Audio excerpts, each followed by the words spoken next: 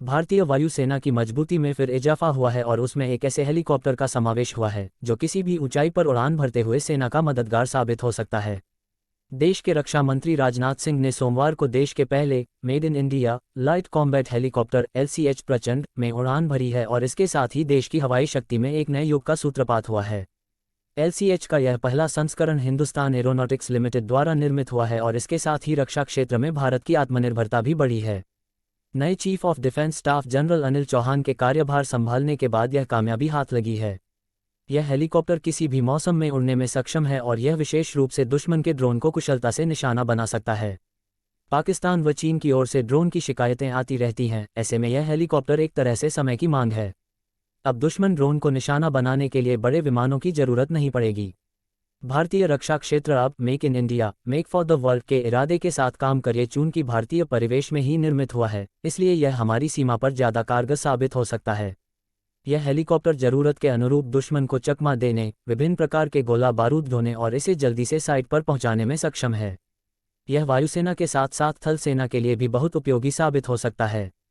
रक्षा मंत्री ने उचित ही यह स्वीकार किया है कि हेलीकॉप्टर 2 दशकों के अनुसंधान और विकास का परिणाम है, लेकिन हमें यह भी देखना चाहिए कि ऐसे हेलीकॉप्टर बनाने में आखिर 2 दशक समय कैसे या क्यों लग गया।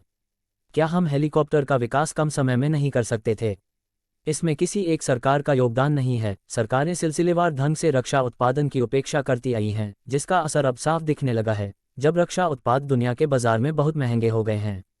भारत में भी यह बात बहुत अच्छी तरह से समझ में आ गई है कि जब हम विश्व की 5वीं सबसे बड़ी अर्थव्यवस्था हो गए हैं, तब किसी भी तरह का रक्षा आयात हमारे बारे में दुनिया की धारणा को कमजोर ही करता है। आज राफेल का आयात हमारी मजबूरी है और उसकी टक्कर का विमान बनाने में शायद 1 दशक से भी ज़्यादा समय लग जाएगा। इसमें कोई शक नहीं कि रक्षा उत्पादन अपने आप में बहुत महंगा काम है, पर भारत को यदि अपने दुश्मनों के सामने सिर उठाकर रहना है, तो यह निवेश या खर्च हमें करना पड़ेगा। गौर करने की बात है कि सुरक्षा मामलों की केंद्रीय समिति ने हिंदुस्तान एरोनॉटिक्स लिमिटेड HAL से वायुसेना और सेना के लिए 3,887 करोड़ रुपये की लागत से 15 ऐसे हेलीकॉप्टरों की खरीद को मंजूरी दी थी। ऐसे 10 हेलीकॉप्टर भारतीय वायुसेना को दिए जाएंगे और 5 थल सेना को। भारत जैसे विशाल देश में ऐसे 100 से ज़्यादा हेलीकॉप्टर की जरूरत होगी।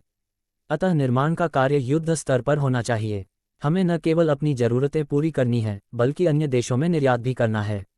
जब हम रक्षा उत्पाद के बाजार में उतरने का सपना साकार करने जा रहे हैं, तो हमें वैश्विक कंपनियों से मुकाबले के लिए तैयार रहना चाहिए। प्रचंड को भी इसी सिलसिले में तैयार किया गया है।